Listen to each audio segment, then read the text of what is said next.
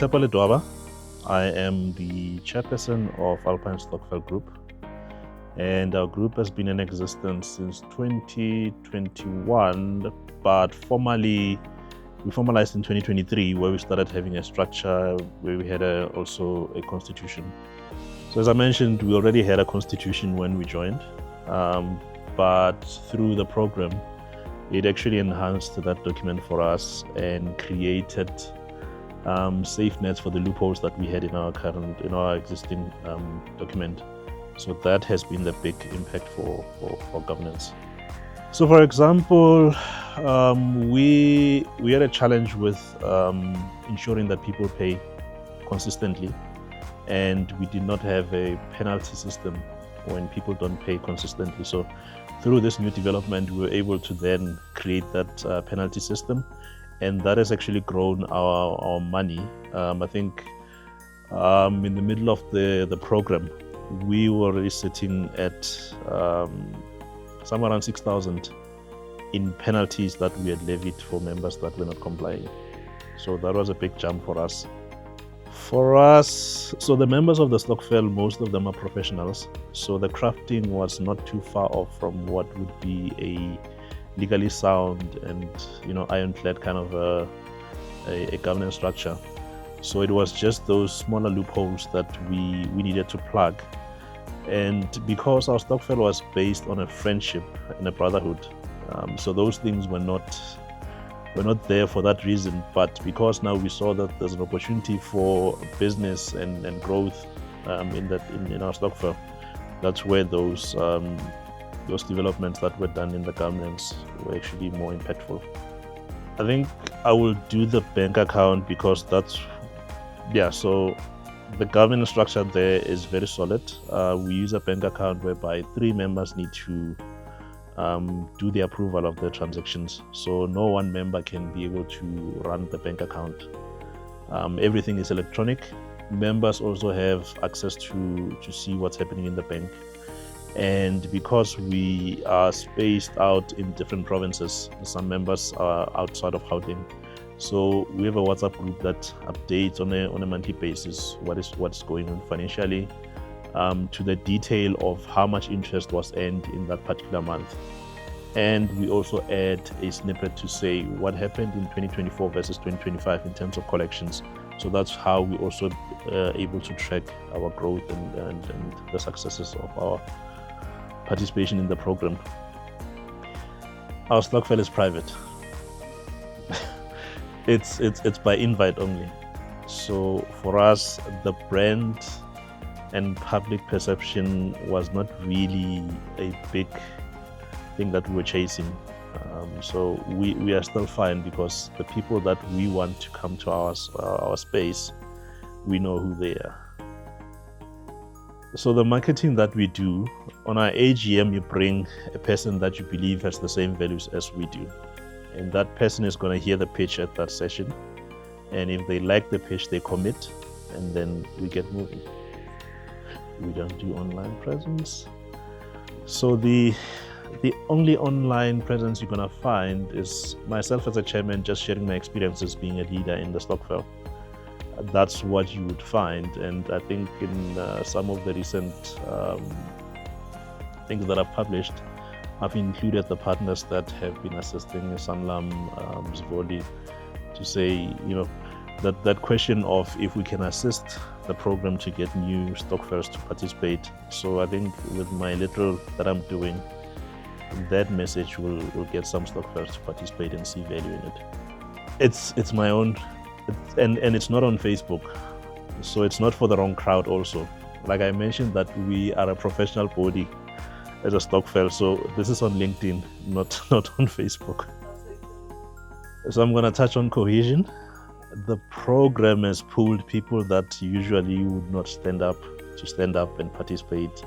I think with Palace's sessions in the evenings, that's where we saw a lot of people participating, coming on, being challenged to step out of their cocoons. So that has improved our cohesion very much so. Proudly, I do list myself as the chairperson of Alpine Stokvel Group. and I do have a few articles under that as the chairperson, outside of my professional presence. So it has generated people wanting to join the Stokvel, especially when I talk to the results of what we've achieved. I think I was sharing, the last one was a quarterly update, where men and women wanted to join the Stokvel and say, how do we sign up? And unfortunately at this point, we've restricted also our Stokvel to being males, because we have an agenda to say we want as brothers to grow and be able to guide each other to grow sufficiently financially as well. So we have not implemented this yet. We were waiting for the money, so the money came, but we're not sure. It's not make sure. But what it has done is it has opened up our minds to what more can we do to grow the funds that we accumulate on a yearly basis. For the first time, because usually we spend our interest plus the money that we collect, but for the first time we started the year with a surplus in the bank account, and with that we even flirted with doing a CSI project from those funds, because there was one of the sessions that we did that was talking to giving back, and that had inspired us to try and look at, can we do something along giving back? So, but the money was not enough, so we said we'll look at it all later in the journey. But for us, investment wise, we looked at where we were strong. One, it was property. Two, it was general investments, because most of us are somewhere in the banking sector, somewhere in insurance, some are in other professions. So the other thing also, we were looking at land, which we can buy in an area that we believe is going to develop in the future. And that is what we were waiting for the big money for, so that we can, expand into that. Yes. Our Stokvel operates in this way. We have a minimum contribution of 1,000. We don't have a ceiling in terms of how much you can contribute. So with that, we've seen members that generally would contribute 1,000 move up to a 5,000 contribution, move up to a 10, 20, 30,000 a month contribution. So the Stokvel has grown beyond what we anticipated. Last year, we ended on a 700,000 plus minus there, almost 800,000 collection. But this year, as we sit, we're already sitting at 500,000 plus in terms of collections. So that drive from last year, when we participated in the program, has really given us purpose, and it has really pushed us to do more. And the members have not increased by much, by the way. When we applied, we were sitting somewhere around 270, almost 300. That is when we went through the interview stage. At the end of the year, like I mentioned, we were just about to touch 800,000 in terms of what we had collected. That including also interest and a bit of penalties as well. To sum it up, it was discipline. Hence, we've got now the high contributions. Like I said, we come to the group as professionals with our own individual knowledge, but there were blind spots in our understanding. So most of what we picked up was the blind spots and how to cover them, especially around managing whether the risk we are high, medium, or low. So those were the strategies that we looked at, and also to project whether we're doing short, medium, or long-term investments. So we had not thought that deep about how we're going to reinvest the money. But now our thoughts go beyond just the 1 year tenure, and also just the basic investments that you can do will get a 3%, 4% interest or return. The recrafting of the constitution, the investment strategies, and I'd like to believe also I'm forgetting one. But I think these two were key in how we now started to drive things differently. In the past, we just contributed, and if we hit a number, it was good.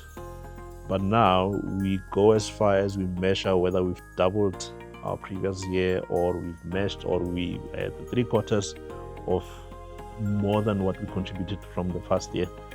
So there's a more detailed focus, and I think accountability also, although we never had a big problem with it, but our accountability is at another level within the members. At the end of last year, we ensured that everyone is enrolled onto the bank account, so that if they want to see what's going on, they can be able to go into that bank account themselves and see. There wasn't much of a big jump there. We were there.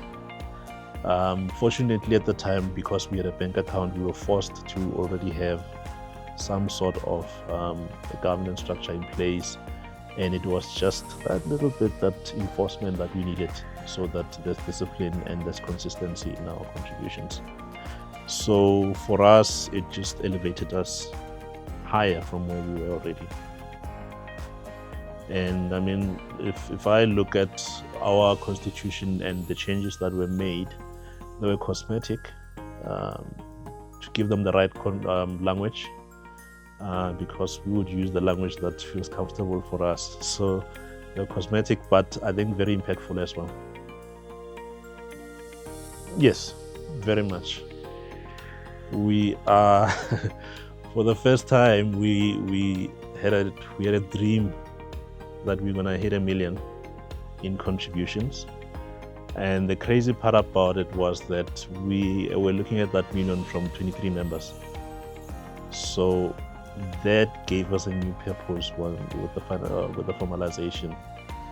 So yeah, I would say, yeah, we're dreaming nicely. We had 4 new members. Yes. So in January every year, we intake new members that are aligned to our values. And we are very simple guys, parents, and just guys that love to have fun as well. The strategy that we implemented, so at the beginning of our formalization, the first thing was the values. So like I said, we love fun. We are parents, most of us. We have a common goal, which in December we want to, have a big smile on our faces. And now with the program, it added a bigger drive to achieve. So I don't think there's a member in the Stokvel that would want to leave something that is working like an well-oiled machine. So we've developed something that even if I step off from being a leader, I know that the people that are within the Stokvel group will still have the comfort to run it the way that it was intended to. So we've created a system, we've created values that speak to everyone, and because we invite you in, we don't go poach you out there. That's why people stay, because they have found a home here.